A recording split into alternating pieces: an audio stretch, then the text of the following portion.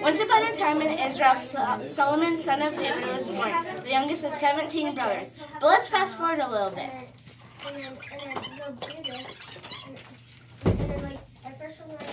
It was at the time of David's death that he realized that he hadn't announced a heir to the throne.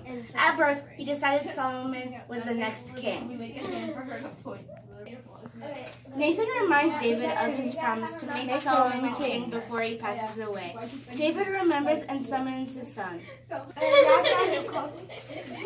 When Solomon comes close to his father, David tells him the following. Keep in charge of the Lord your God, walking in his ways and following his laws, his commandments, his rules, his admonitions, as recorded in the teachings of Moses, in order that you may succeed and undertake whatever you may turn. King David goes on to tell him to be loyal to God and revealing who his enemies are as king. Now let's travel into the future. Now the people of Israel were governed by King Solomon after defeating his rivals. But he was only a boy and had almost no knowledge of how to properly rule his country. Luckily, God was there for him, but not in the way you would think. He came to the new king in a dream.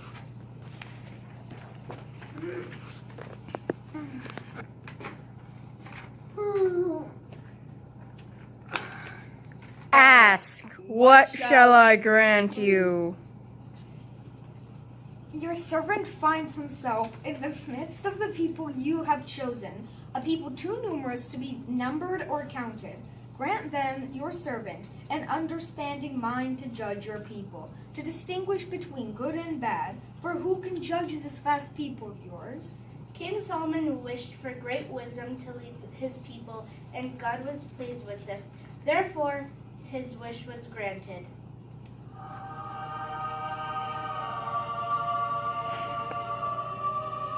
After he gained wisdom, he starts to have a problem with women. This was a hard time for everyone.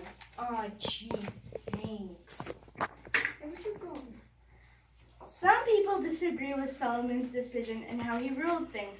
One of Solomon's soldiers, Jeroboam, took close notice of his choices for the kingdom. All right, let's build the Beit HaMikdash. I need workers from all around the land. Get them to work day and night. He didn't really care about others' opinion on this. I'm pretty sure Jeroboam will remember that.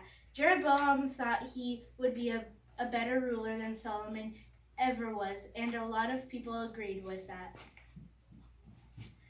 Jeroboam saw that Solomon was beginning to lose touch with God and the Israeli people. Why can't Solomon see that the Israeli people aren't happy? Where is his mind? Hi everyone, I've had you all come here today to help me construct these important buildings. Now, these buildings are quite large, so it may take months at a time. Oh, and you. No running off or you'll be killed by whipping. You have 5 seconds to be back in line.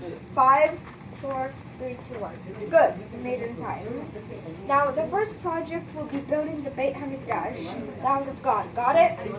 Alright, let's get working, everyone. 7 years later.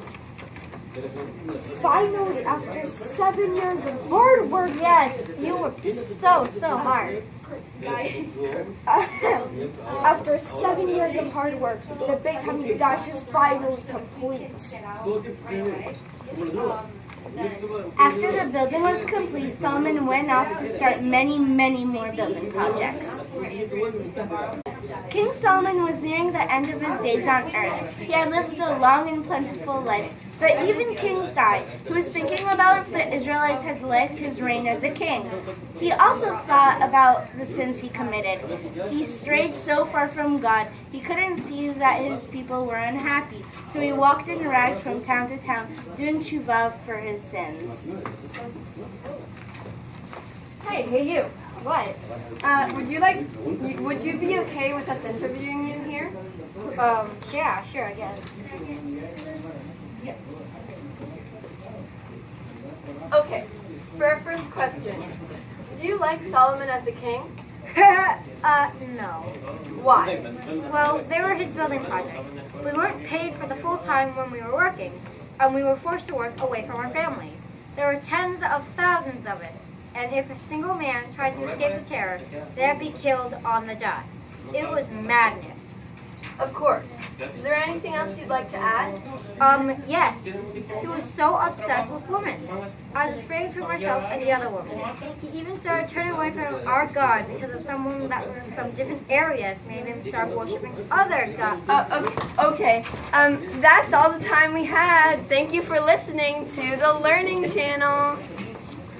As you may be able to tell by the end